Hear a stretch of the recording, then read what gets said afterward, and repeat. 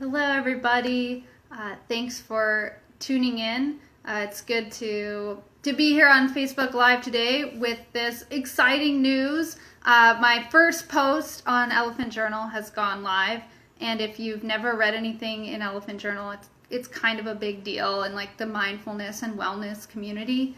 The piece that I wrote is called "How Cleaning Became My Meditation," and it talks about my experiences with doing a work trade at the House of Yogi, which is my home yoga studio. I started practicing there right after my husband deployed.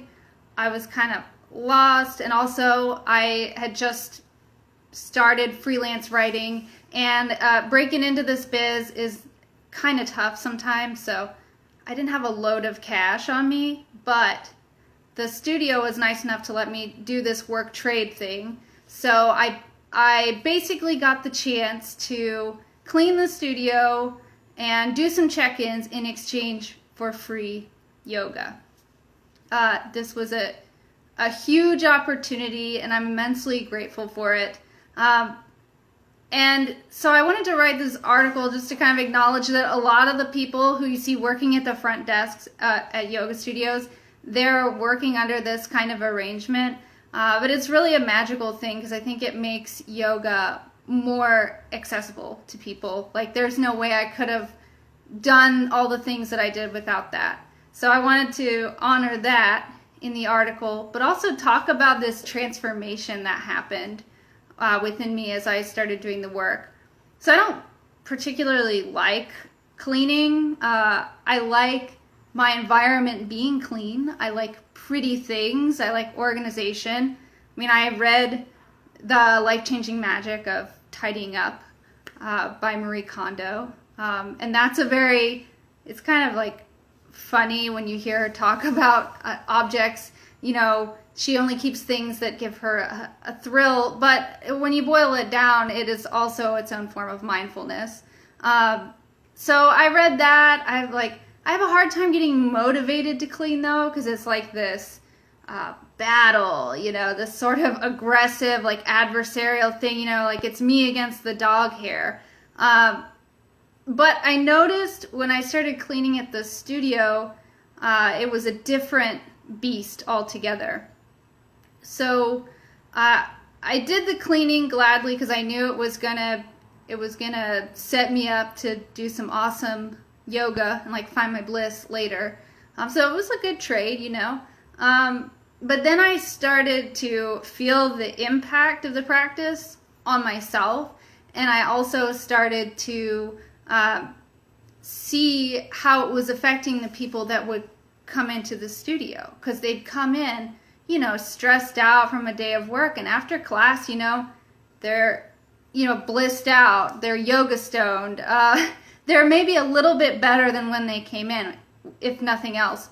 And I started to see the cleaning not just as this opportunity to trade, but also a chance to maybe help in that process. Because the fact is, nobody enjoys being in a space that feels cluttered, and like nobody wants to put their face next to a floor that has dust on it, right? So I started to see my cleaning as a way that I could kind of give back to the community in which I was practicing. I'm not gonna go out there and say that it's like me tidying up changed lives, but maybe just the little bit of care that I was able to show, maybe that could help somebody else, and that's a cool thing. So I started to realize that the cleaning wasn't about me. It was about the people around me and how it could affect them. And then this other transformation happened as I kept doing this. I realized that there was something very satisfying about having all the blankets, perfectly straightened up, and the blocks in order, and all the props in the studio just right. And I had this great teacher. I don't get to go to his class as much as I would like to these days, but he's awesome, so you should check him out. His name is Rex. And Rex would end every class by saying, "The way you do anything is the way you do everything. And that, like, I think for the first couple months that I heard it, I was just like, that's a really cool catchphrase. But it started to sink in and find its way into other things that I was doing, including my cleaning. So instead of like, oh, I'm going to hurry up real fast and fold these blankets, or, I'm going to half-ass something that I have to do somewhere else, in my life, it became like I need to slow down and just be very thoughtful about what I'm doing and pay attention to it. And so the way you do anything is the way you do everything. It's kind of like my mantra for how I live my life. And it really started to show up as I was, steaming the floors at the yoga studio and, just kind of trying to find places where I could be useful to the community.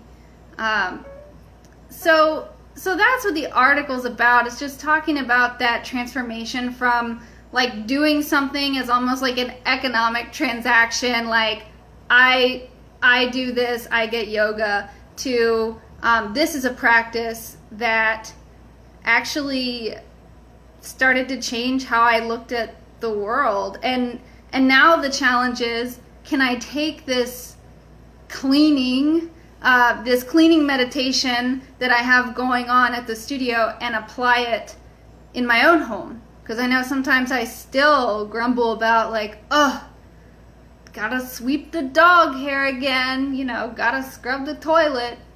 It's a little bit,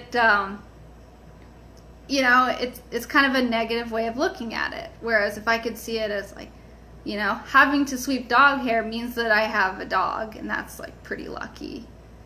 Cleaning the toilet, that means that a toilet exists in my house, and not everybody has that, so I should be grateful.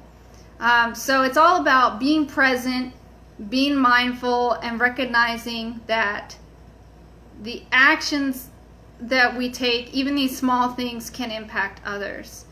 So